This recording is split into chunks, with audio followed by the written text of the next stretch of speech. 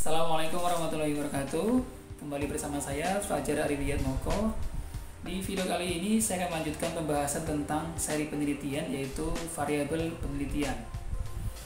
Apa itu variabel dan bagaimana cara menentukan variabel penelitian? Kita akan bahas, simak sampai selesai ya. Baik teman-teman, kita mulai dari pengertian variabel. Variabel adalah suatu konsep, cenderungnya kata benda, yang memiliki variabilitas atau keragaman yang menjadi fokus penelitian. Misalnya jenis kelamin, motivasi, sepak bola, bola basket, kecepatan lari, prestasi, dan seterusnya.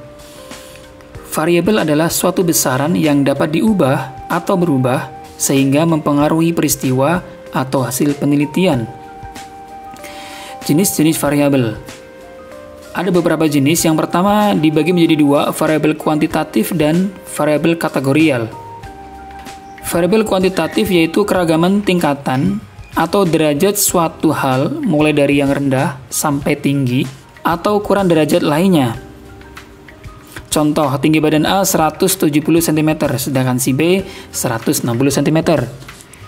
Atau contoh lain dengan menggunakan skala.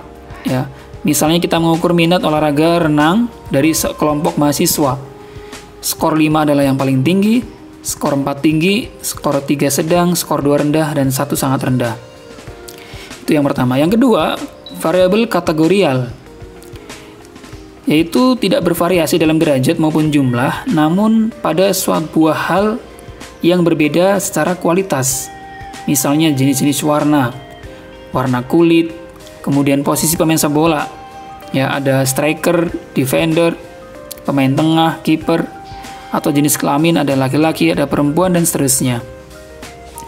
Yang kedua, jenis-jenis variabel independen dan dependen. Variabel independen atau variabel bebas adalah variabel yang mempengaruhi, biasanya diberi tanda dengan X. Kemudian yang kedua, variabel dependen atau variabel terikat adalah variabel yang dipengaruhi, biasa disebut dengan Y. Selain variabel independen dan dependen, ada juga variabel moderator.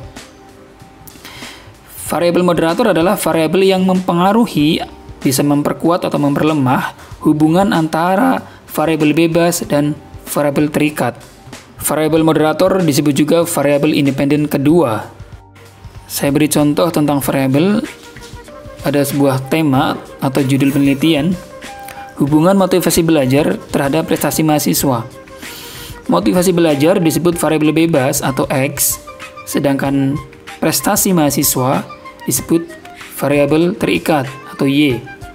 Hubungan seperti ini disebut hubungan bivariat.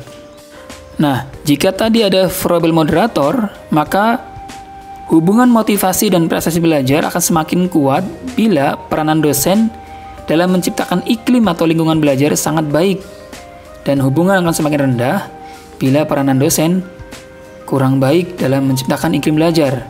Di sini, peranan dosen menjadi variabel moderator, bisa memperkuat atau memperlemah hubungan antara motivasi belajar dan prestasi belajar. Saya beri contoh lain. Ada rumusan masalah. Apakah metode latihan A lebih baik dalam meningkatkan kebugaran daripada metode latihan B?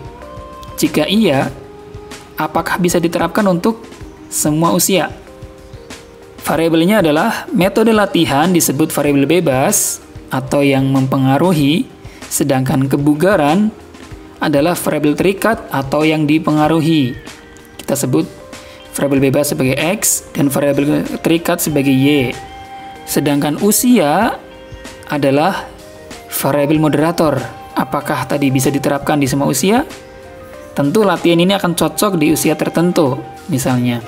Maka variabel usia menjadi variabel moderator yang bisa memperkuat hubungan atau pengaruh metode latihan terhadap kebugaran, atau menjadi sebaliknya. Dalam sebuah penelitian, sebenarnya ada banyak kemungkinan yang mempengaruhi variabel dependen atau variabel terikat, selain dari variabel bebas atau independen. Nah, artinya variabel itulah yang disebut dengan variabel asing atau extraneous variable. Variabel asing adalah variabel independen yang belum diketahui atau belum bisa dikendalikan dalam situasi penelitian. Sebagai contoh, misalnya, seorang kepala sekolah ingin membandingkan hasil belajar siswa dari dua kelas yang diajar oleh guru penjas yang berbeda dalam metode mengajarnya. Padahal ada banyak variabel lain yang berbeda yang mungkin juga mempengaruhi hasil belajar selain metode mengajar guru.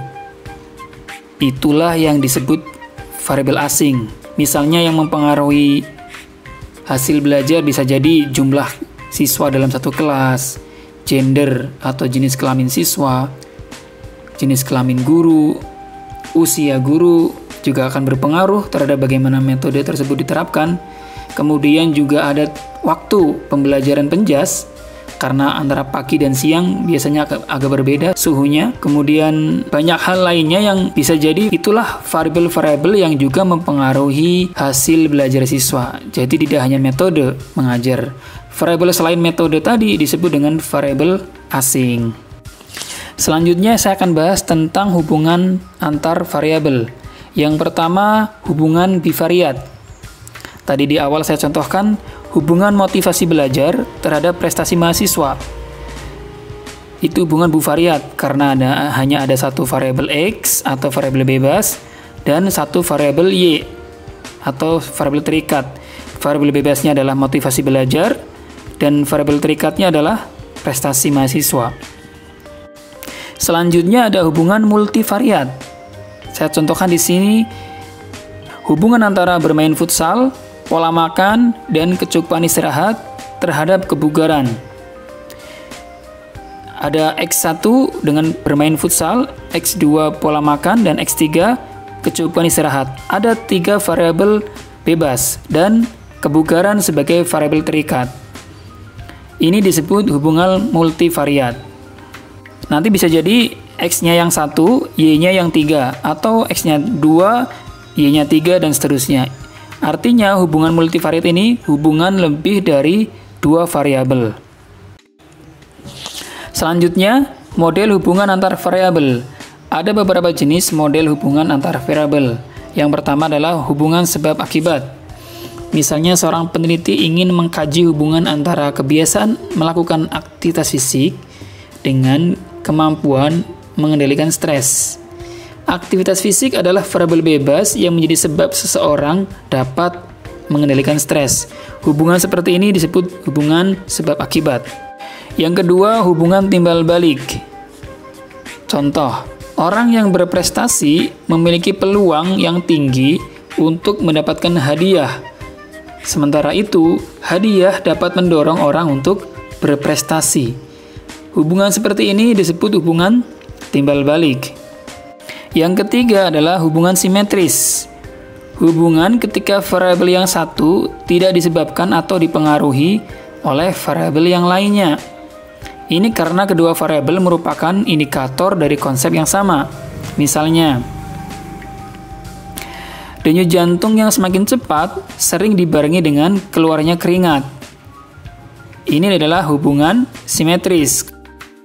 Demikian teman-teman, sekilas tentang variabel penelitian. Jika ada yang masih bingung atau belum paham, belum jelas, silakan langsung saja dituliskan di kolom komentar. Cukup segini dulu dari saya. Semoga teman-teman yang sedang mengerjakan tugas akhir atau skripsi dimudahkan. Sampai jumpa di next video. Assalamualaikum warahmatullahi wabarakatuh.